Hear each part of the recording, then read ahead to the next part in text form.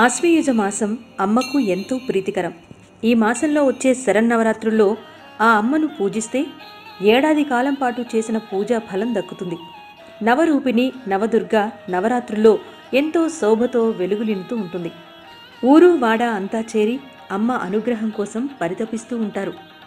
ఆశ్వయుజ శుద్ధ షష్ఠి రోజైన 6వ రోజున శ్రీ మహాలక్ష్మీదేవిగా దర్శనమిస్తుంది విజయవాడ దుర్గమ్మ.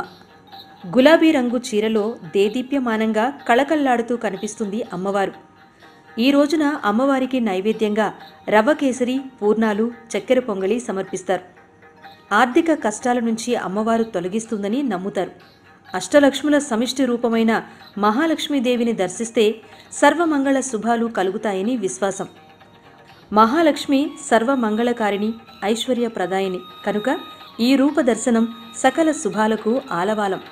ఇక శ్రీశైలం భ్రమరాంబాదేవి కాత్యాయని అవతారంలో దర్శనమిస్తుంది. మహిషాసురుణ్ణి సంహరించడానికి ఎత్తిన అవతారమిది. సింహవాహనంపై 4 హస్తాలతో దర్శనమిస్తుంది అమ్మ.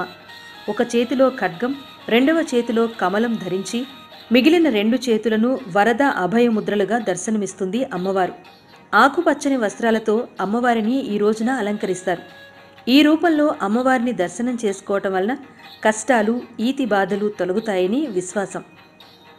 ఇక వరంగల్ భద్రకాళి అమ్మవారు శాకాంబరి రూపంలో దర్శనమిస్తుంది.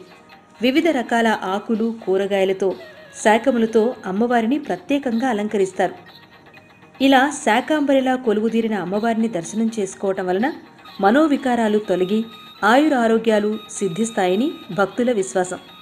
7వ రోజు అలంకారాలు, నైవేద్యాల గురించి మరో వీడియోలో తెలుసుకుందాం. చూస్తూనే ఉండండి ఆది టీవీ.